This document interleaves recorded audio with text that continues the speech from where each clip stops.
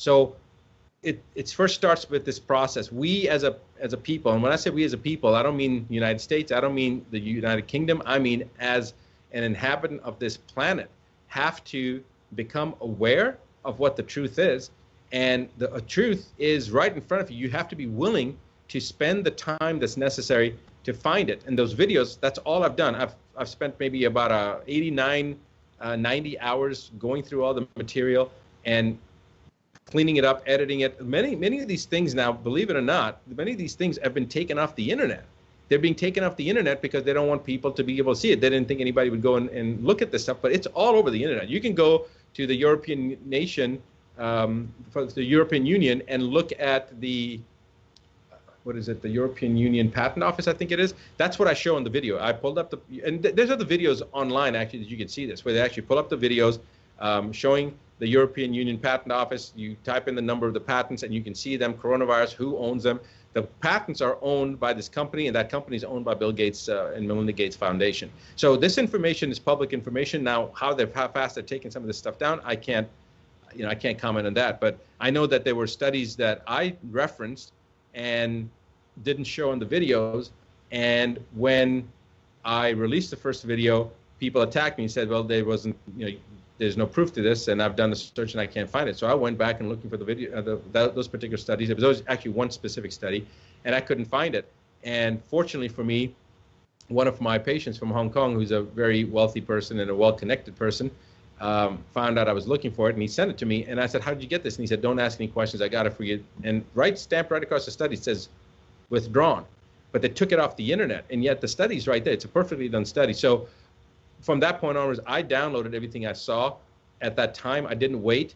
When part 5 came out, it was getting ready to come out the day before, actually, the day before it was coming out, my video guy was just going through, and on a sound check on one of the videos we'd included, it was bad quality video. So he went back to the original site, which we got permission on all these places to get the videos.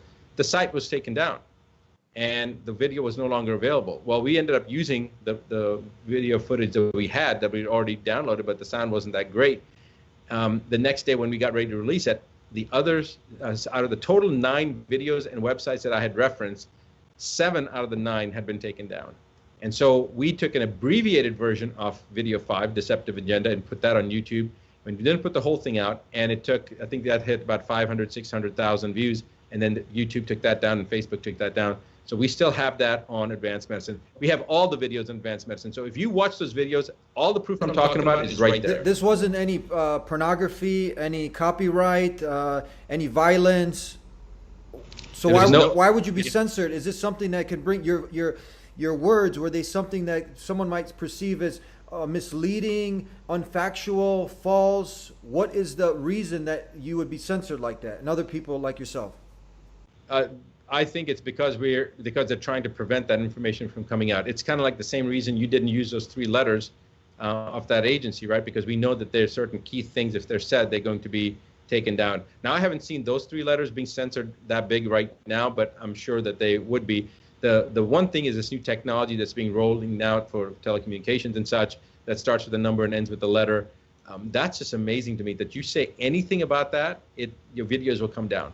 And so when you start having this type of censorship, then the question is, something becomes a little suspicious. Like, why would they be taking this down? In fact, if anything, it further proves that that is information that needs to get out because it's being censored. It's being prevented from being disseminated.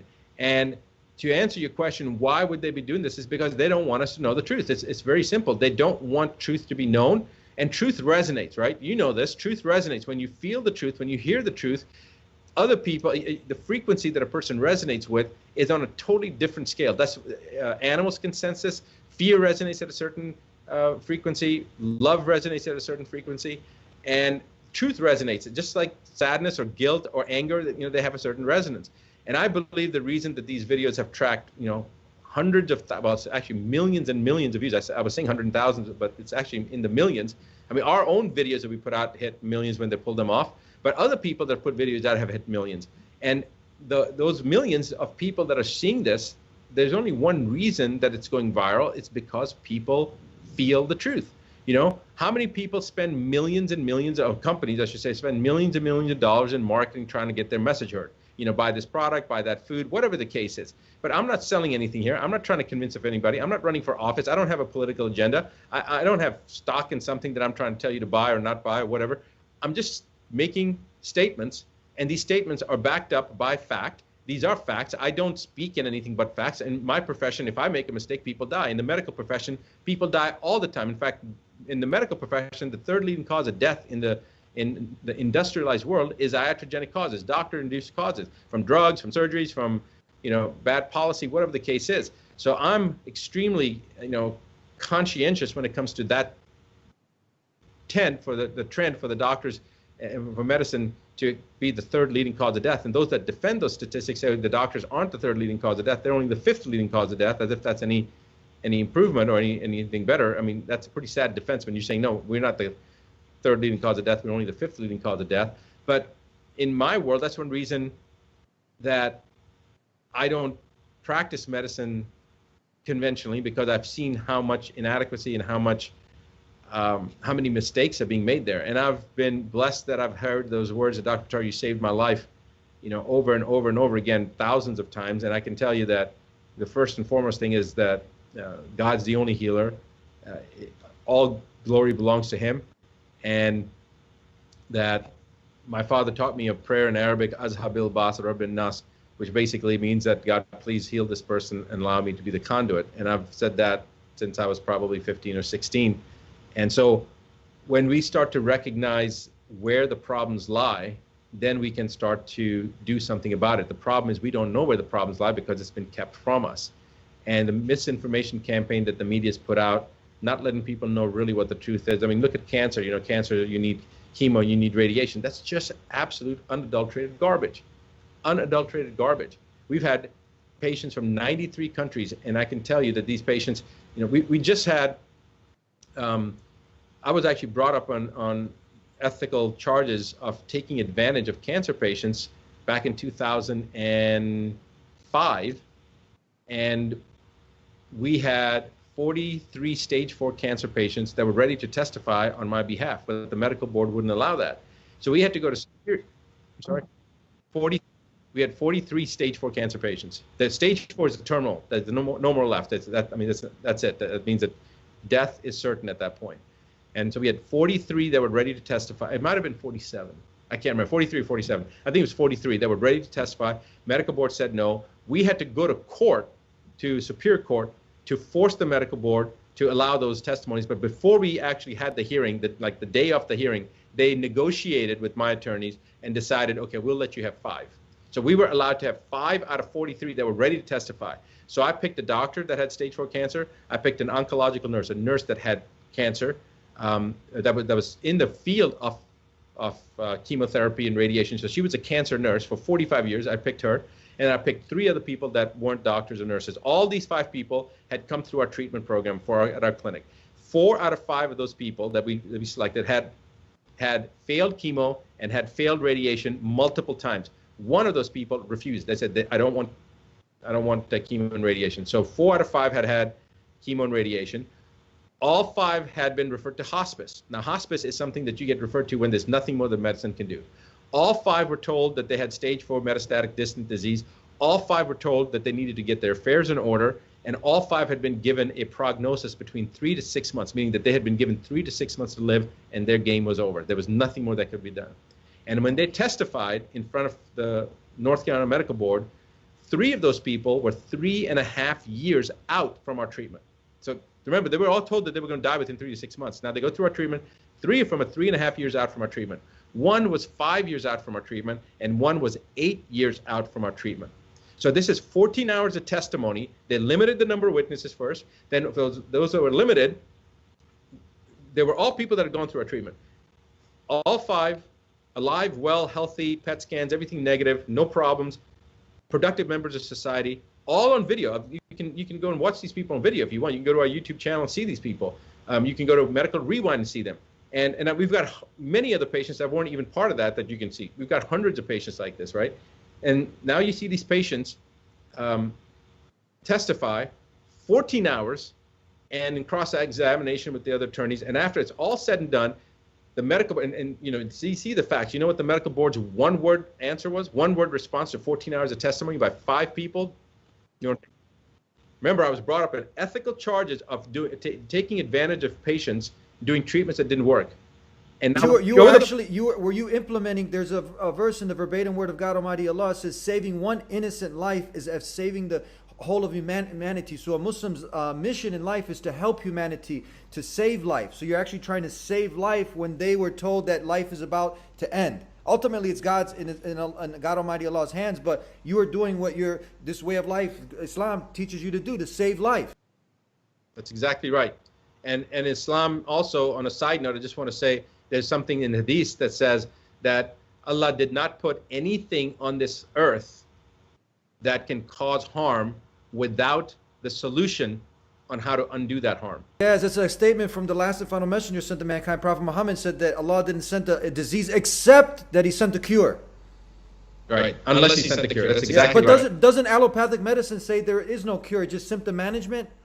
That's exactly right, because at that point, when they said stage 4, that's not symptom management. You got to help them to slowly die. They refer them to hospice, and it's done.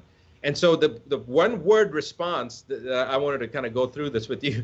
The one-word response that they said after bringing me up on these charges was irrelevant. It was irrelevant that these people were alive and doing well after a treatment, even though they had accused me of doing things that were taking advantage of people that weren't providing them any service.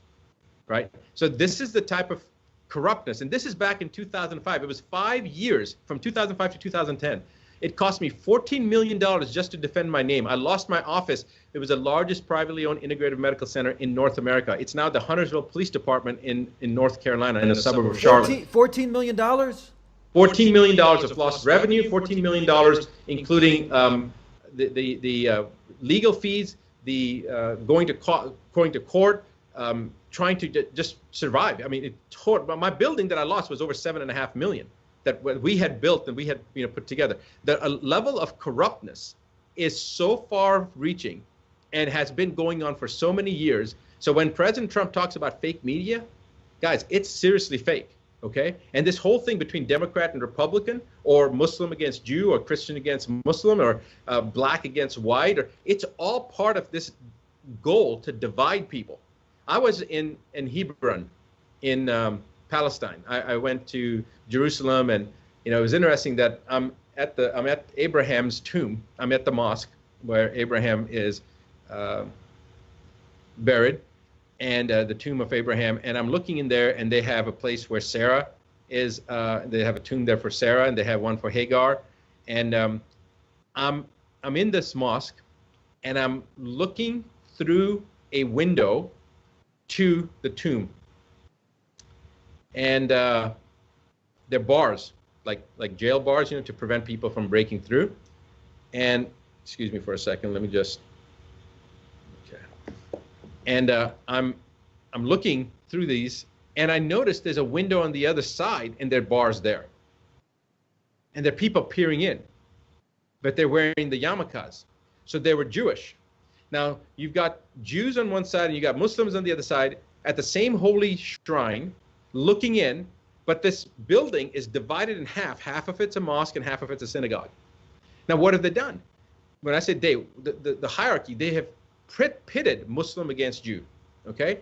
Remember, when you go against a group of people, you want to divide and conquer. Divide and conquer. It's not conquer and then divide, it's divide and conquer. And so this orchestration and manipulation on purpose, intentional, is to always divide people first and pit them against each other, because when you do that, then it's easier for you to take them over, which is happening right now globally, which is what this mandate of the vaccine is. And go ahead. So this pitting against each other is part and parcel of trying to take over control. And my message is very simple. Watch the videos and then look at the science and look at the facts and then come to a conclusion yourself. And I can tell you that there has been less than 1% of the people that watch those videos that have said, no, I don't believe this. Some of the people, out of every 100, one person says, I don't believe this. And the reason said that I don't believe it, you want to get this. Are you ready for the reason they give me when they say they can't believe it? What is that? It's just not possible that anybody could pull off such a big scam. That's their reason for not believing it. that it's not possible that there could be deception to this level. That's called cognitive dissonance, right? Cognitive dissonance is when you are presented with the truth, but you cannot accept it because by doing so would jeopardize your entire belief system.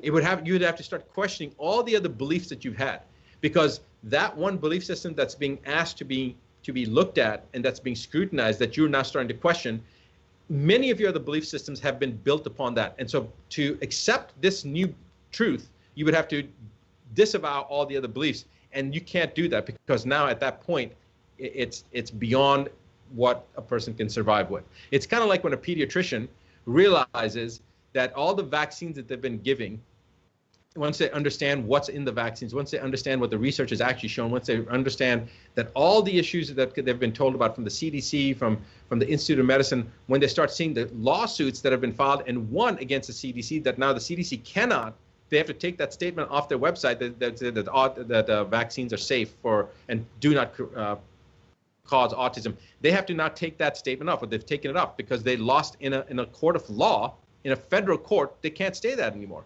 So when people see that and they're like, no, I can't believe it, because now the pediatrician has been going around giving vaccines to children all throughout his career for 20, 30 years because he loves children, he wants to help mankind. And now he suddenly realizes that had he not ever been born, he would have done more for mankind. And that's a difficult place for a person to be, that realizing that they have been part and parcel of a lie. Many people don't want to hear it. So they just say, no, that's just an anti-vax kook. He doesn't know what he's talking about because the science is settled. You know how settled the science is? Let me give you, your first name is Deen? Eddie. Okay. So, Eddie, let me just ask you this question. What's your Muslim name? Mehmet. Okay, Mehmet. So I'll just go with Eddie unless you want me to call you Mehmet. So I'm sorry about that. I just wanted to make Mehmet is short for Muhammad. It's Meho Mehmet Muhammad. Yes. So this is okay. Yeah. So I'll just ask you a question. I'll just say Mehmet. Let me ask you this question. If I asked you that every time you got into a plane, I mean, first of all, I assume that you've been in a plane, right? You've flown in a plane from one destination. So if I last year, yeah. Last year, okay. So if I asked you, would you fly in a plane if you were told that 1 out of every 32 people, or 1 out of every 30 people, or 1 out of every 29 people, it depends on which research you're looking at. I'm going to bring this back. Let's just use the 1 out of 32. If I told you that 1 out of 32 people that get on that plane will either 1, die, or 2, suffer from some type of a neurological implication for the rest of your life, would you fly? No, I wouldn't. No, you wouldn't.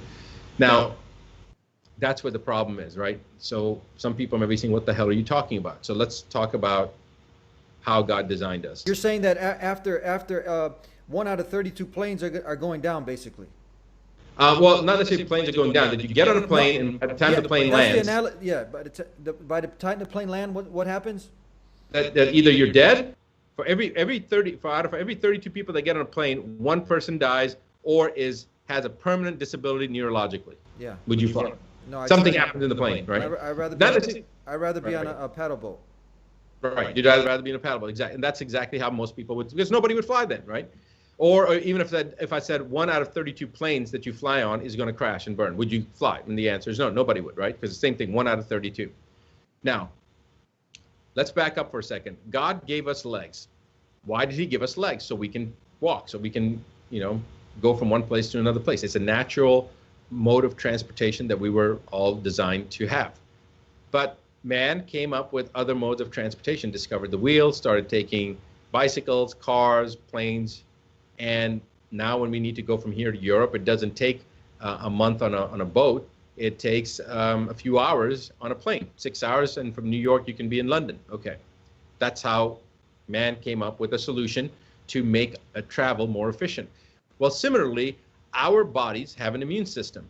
We recognize something as being foreign when it's introduced into our bodies. It's called a hapten or an antigen. When the body sees that antigen, it creates an antigen receptor site. An antigen receptor site is the exact template, if you will, of the antigen, of the foreign substance. It's on the surface of a B lymphocyte. and the B lymphocyte is responsible now for taking that antigen receptor site, and it uses that template or that mold, if you will, and kicks out things that we call antibodies. So an antibody is essentially the total opposite of what that antigen is, or the foreign substance is. That antibody attacks that antigen and stops it from having whatever that reaction is. That's how God designed our immune system. Okay, so we have two parts to our immune system: the cellular immune response system and our humoral immune response system.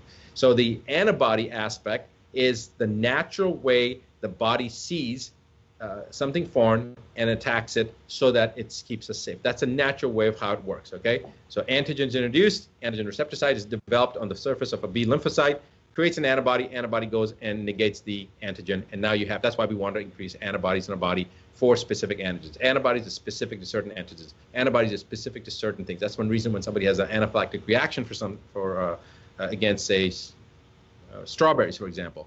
That strawberry is acting as a foreign substance, it's acting as an antigen or a hapten, and then the antibody, whatever that antibody is that's been created, attacks that component of the strawberry, because that's being seen as foreign, and creates this allergic reaction, and somebody can actually die from it.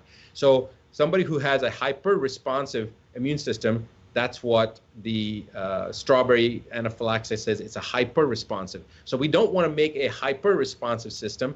We don't want to have a hypo-responsive system. Hypo-responsive would be no response. We want to have a normal response to the immune system. So when the immune system goes a little whacked out, when something happens to it, that's when people start having these allergic reactions. But an allergic reaction is nothing more than a hyper-responsiveness to a normal immune response. So an allergy is an immune response, a normal immune response, but it's way, way, way more exaggerated. Okay, it's like saying the normal response to the immune system would be, you've got something here, a bug here, and you hit it. Well, this would be when somebody has an anaphylactic reaction. It's like there's an ant here, and you send in fighter jets, and you blow up the whole house and make craters, for 1 block around because you're trying to take that ant out. That's what an allergic response is. It's part of the normal response, but it's way, way, way exaggerated. Okay, now the reason I'm telling you this is because now we've got, remember the analogy between us walking versus us flying, because we want to have a more convenient way of getting there. We don't want to spend a month traveling somewhere. And so in this particular case, now we come back to the same situation. We have an immune response. It's a natural immune response. We want to make ourselves safer. And so they come up with this thing called a vaccine. The problem, it's a great concept. So far, I'm with everybody. I'm with you. Okay? We want to have a better immune response. But now they bring in this vaccine that's designed, just like a plane is to give us better transportation, the vaccine is designed to give us better immunity. I'm good with that. But once we get to that point, at that point, I'm no longer good with that. Why? Because one, we start giving children vaccines on the first day that they're born, whereas the science is clear that a child's immune system doesn't even fully develop till they're probably 2 years old, sometimes 3, depending on the literature you read, and not fully developed till they're 14 years of age. But it starts to start functioning at around 6 months. So now that's called the process of the immune system recognizing something being foreign, or being able to create antibodies, or being able to mount a response. It starts to occur around the age of 6 months old. So why are we giving babies a vaccine to build their immune system to protect them from something when their immune system can't even seroconvert till a minimum of 6 months, and most likely not till 1 year to 2 years of life? Second, if we are really concerned about our babies, then why are we giving them these vaccines that have things in there such as formaldehyde, nickel, aluminum, mercury? Mercury is the second most toxic substance known to man. Why are we introducing the second most toxic substance known to man in the vaccines? And people say, oh, that used to be done. They don't do it anymore. Yes, they still do it. It's still in there. Well, it says thimerosal free. Congressman Dan Burton asked the Federal Trade Commission and the FDA that why is it that these labeled vaccines that say thimerosal free, by the way, thimerosal is ethyl mercury. So when you have inorganic mercury, that's the second most toxic substance known to man. Now you make it organic, you make it more assimilable in the body. You can add a methyl group, ethyl group, or these different types of organic groups. So when you add ethyl to mercury, you make ethyl mercury or thimerosal, which is used as a preservative in vaccines. And ethyl mercury is 1,000 times more destructive than inorganic mercury. And inorganic mercury, according to the EPA, is the second most toxic substance known to man. All right. So why are we putting the second most toxic substance known to man adding an ethyl group to it to make it into a preservative called thimerosal or ethyl mercury, which now makes it 1,000 times more destructive, and putting that in a vaccine for a child that when we're trying to protect their immune system, because mercury is an immunosuppressive. So we're giving immunosuppressives, things that drop your immune system under the pretense of wanting to build the immune system, when the baby can't even build an immune system because they don't start seroconverting till they're 6 months old. Okay, it gets a little bit more absurd. Why are we giving adjuvants? Adjuvants are designed to elicit an immune response. So they want to give adjuvants when adjuvants are like various types of DNA from other species, like dog kidneys and egg proteins and all sorts of other things, mutated human cell lines, other types of things that I'm like, why do we have this stuff in our vaccines? Okay, and this is all matter of record. You can go, I mean, Dr. Sherry Tempany wrote books about this. It was all in the CDC's own data, and this is information that if you start searching for it, you'll find it. Why do they have these foreign substances that are not of our human genome, putting them inside these vaccines? Okay, I mean, there's things from pigs in there, there's things from dogs in there, there's things from all sorts of different things that are monkeys in there that are coming into our body. Things from viruses from these different types of tissue samples that they're taking in our human bodies that they're introducing by needle into our children. Why? Because they're saying they're adjuvants. Adjuvants are something that stimulates the immune system. So now we're giving a child a vaccine to stimulate the immune system, but inside that same vaccine, we're giving things that are purposely suppressing the immune system, and then we're giving it at a time the immune system can't even respond. Okay, now it continues to get worse. I'm just giving you the facts here. Now, let's just use one example of a type of vaccine. Let's use hepatitis B. So, Mohammed, the hepatitis B is known to cause certain types of problems in certain types of patients. Okay, so it's specific to IV drug users and people that are sharing needles. It's specific to people that are promiscuous, so a lot of prostitutes and that type of thing. We have to be concerned with hepatitis B there. And healthcare providers, nurses and doctors, because they're coming in contact with IV drug users and prostitutes, and so they're at a higher risk to be able to pick up some of this stuff. Now, hepatitis B is known. You talk to any medical community, any doctor, any researcher, any scientist, they'll say, yes, hepatitis B is the high-risk population of doctors, nurses, prostitutes, and IV drug users. So we know that. Now, hepatitis B is also something that when you get the inoculation for it, it's typically you need to get 3 shots. So you get a shot every month or shot every 3 months. That's how the normal sequence is, all right? And we also know that it typically only lasts for, at least what we're told, it typically only lasts for 10 years, and then you have to get a booster shot. Whereas, in fact, that's not true. If you actually do titers after 10 years and you see the antibodies present, then you don't need any type of new shot because your body already has that memory. It's already got the antibodies. The purpose of a vaccine is to give you antibodies so your body now remembers that next time I encounter this, I know what to do. And so if they do titers and they see antibodies in your body for the hepatitis B, you don't need another booster. But typically they said take these 3 shots and then every 10 years you need a booster, okay? Now, baby's born, first day on the planet. We're going to give that baby a hepatitis B shot on the first day of the planet. Then we're going to repeat it a month later or 2 months later. And then we're going to repeat it a couple months later again to make sure they get all their 3 shots in their sequence that's needed to get immunity for hepatitis B. Why? Are we really concerned that our newborn baby, before they turn the age of 10, is going to become a doctor or a nurse or a prostitute or an IV drug user? Because if we're not worried about our newborn baby becoming an IV drug user, a prostitute, or a doctor or a nurse between the time they're born and the first 10 years of their life, then we shouldn't be giving them hepatitis B. And yet we're giving people all sorts of vaccines for things that they don't need, with immunosuppressive agents, with adjuvants, with foreign substances.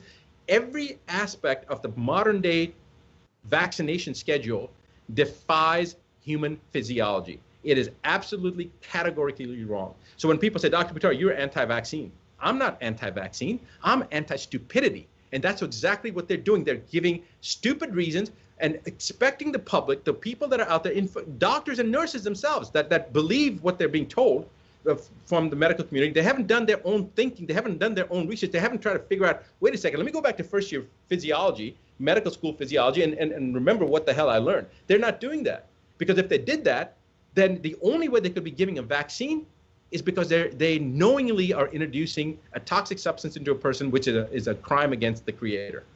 There's no other word. If somebody's listening to this within the Muslim community, in your list of however many people you have, If they're listening and they're a doctor and they're giving a vaccine, know that you are giving something that's causing harm, and you need to wake up, open your eyes, open your ears, and do your own research and realize what the hell you're doing, because you are hurting people. Okay? I am not anti-vaccine, and that's what happens. Remember, people just label me, oh, you're just anti-vaccine. No, I'm anti-stupidity. Look at it and then realize what you're doing before you start doing it.